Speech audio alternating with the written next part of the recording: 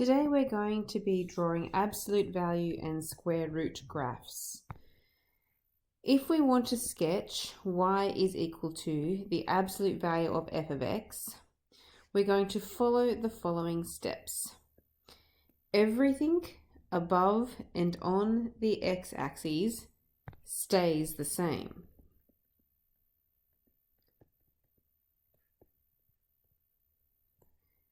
Replace everything below the x-axis by its reflection back above the x-axis. Okay, so step number one was to keep everything above the x-axis. So for this graph here, I'm going to keep the parts that are above the x-axis, those bits there that I'm drawing in green. Then everything that is below the x-axis gets reflected back above. So the turning point down here, which is a little bit past -3, is going to come up a little bit past +3, like that. And we get our curve like that. A little bit wobbly, but you get the idea. Okay, so that's how you draw the absolute value of f of x. But what if we put the absolute values in a different spot? What if we want to sketch y is equal to f of the absolute value of x? So we want to take the absolute value of x before we sub it into the function. To do that, we follow these steps. Everything to the right of the y-axis stays the same. Then you delete everything to the left of the y-axis and replace it by duplicating and by reflecting in the y-axis.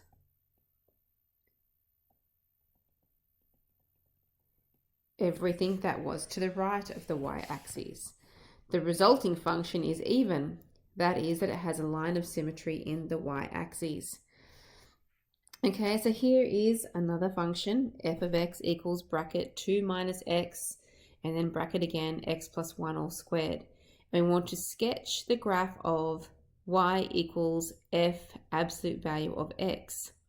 So if you think about it, if I was wanting to sub in negative values for x, the absolute value sign would automatically make that positive straight away.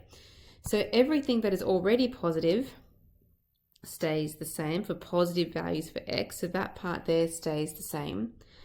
But what is on the left-hand side, the negative values of x gets deleted, and we reflect what we have across the y-axis. So at -1, we're going to have another turning point up here at 4, and then it's going to intersect down here at -2, and there is my reflected graph across the y-axis. It looks a bit like an M. Next, we're not finished yet. We want to sketch the absolute value of y equals f of x.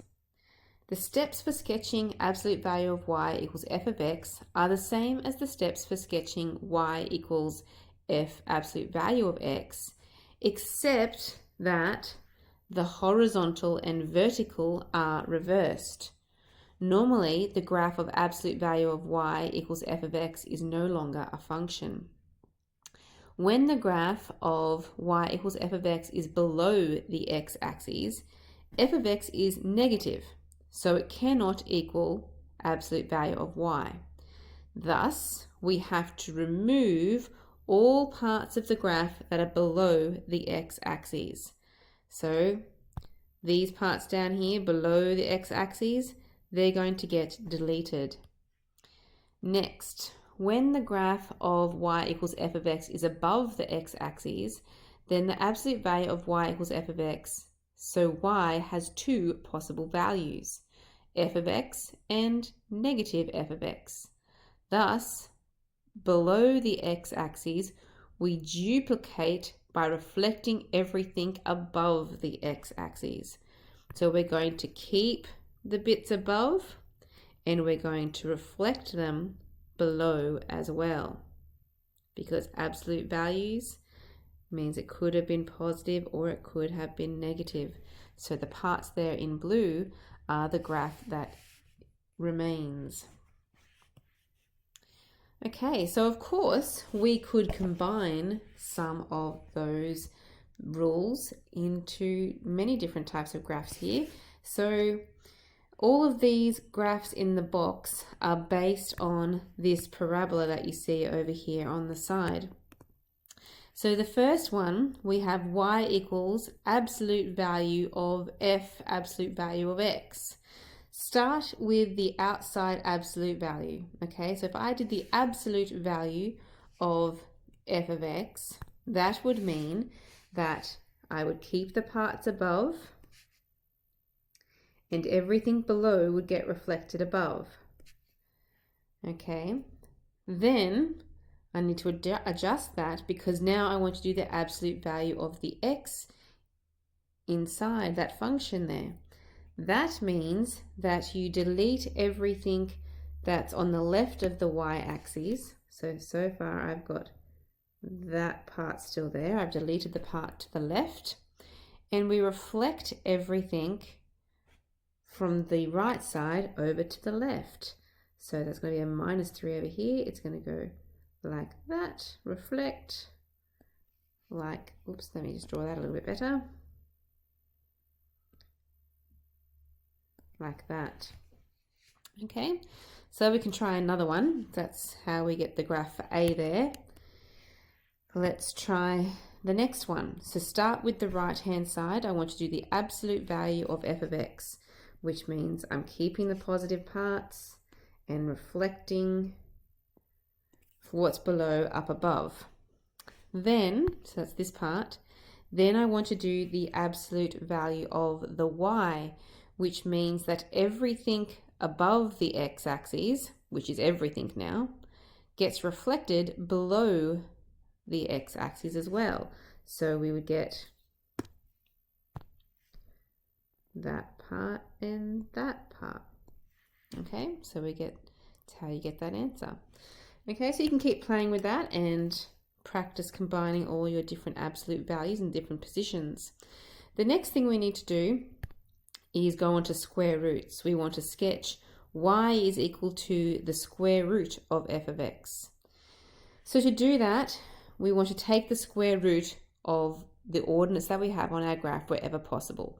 This is the key idea, it says. Some systematic approaches include, first of all, you'll need to delete everything below the x-axis, because if the f of x represents the y values, we can't square root negative values, so they need to disappear. Then, when f of x is equal to 0 or 1, the square root of 0 or 1 is still 0, and the square root of 1 is still 1. So those values don't change. They're very important ones to find. Step 3, if y equals f of x, if you get a value for y that is equal to 1, or above 1, sorry, then when you square root 1, the curve, the square root of that value will be below the original line, the original graph.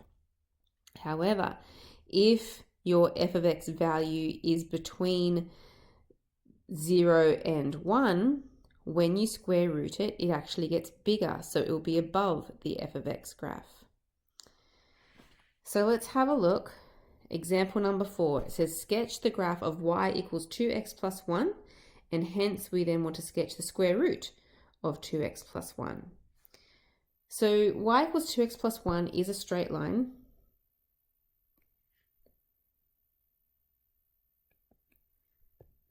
The plus 1 means that the y-intercept is at 1. To stretch this graph out a bit, I'm going to go up by halves on my x-axis.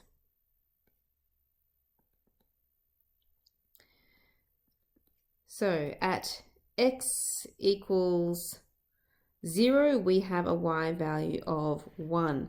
The gradient of that line is also equal to 2. So that means that we would rise 2 from that intercept, rise 2 to the 3, and run 1 to the positive side, which would be over here.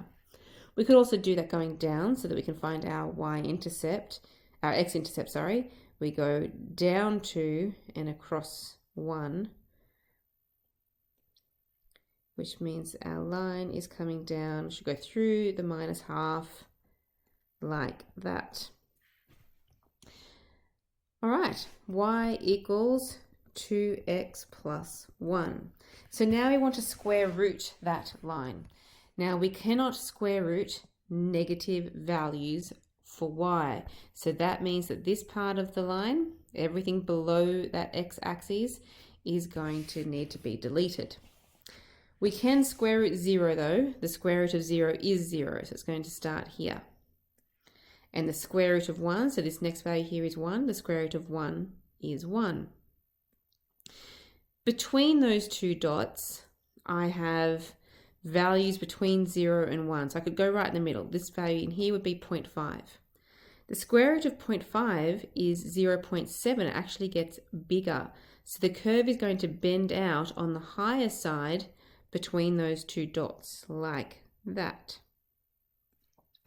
However, once we go past the 0, let's see what happens when we get over to x equals 1. At x equals 1, our y is equal to 3. The square root of 3 is about 1.7. So it's now smaller than my y equals 2x plus 1 line. So the curve comes around and kind of flattens out like that, looking like half of my sideways parabola. Okay, and that is the graph of y equals square root of 2x plus 1. It is undefined for values of x that are less than minus a half, because that's this intercept here. Okay, next page, last type of graph. We want to sketch y squared is equal to f of x. To sketch y squared equals f of x from the sketch of y equals f of x, combine the method for sketching y equals the square root of f of x and the absolute value of y equals f of x. Okay, combines those two things.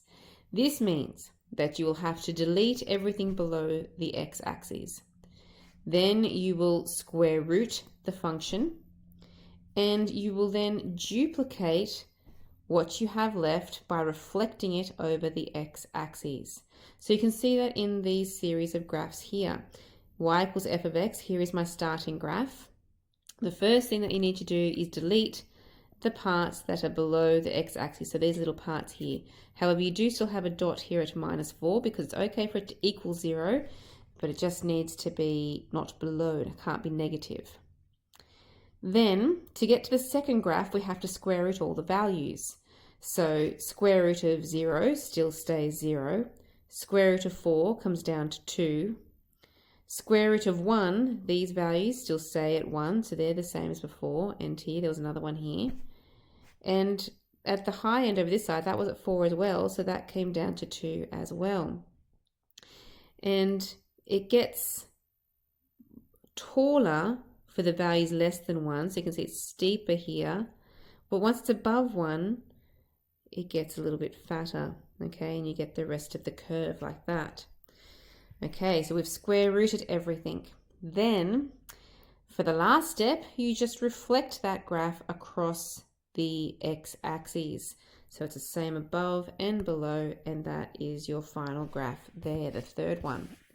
So now we need to do one. Example number 5. Use the graph of y equals f of x to sketch. So here is our graph over here on the right, the upside down parabola. We want to sketch the square root of f of x. That's always the first step. We know we have to delete the parts where the y values are negative, so those bits down there. Okay, I'm going to draw a little graph over here to draw this on. Okay, so the parts below have been deleted.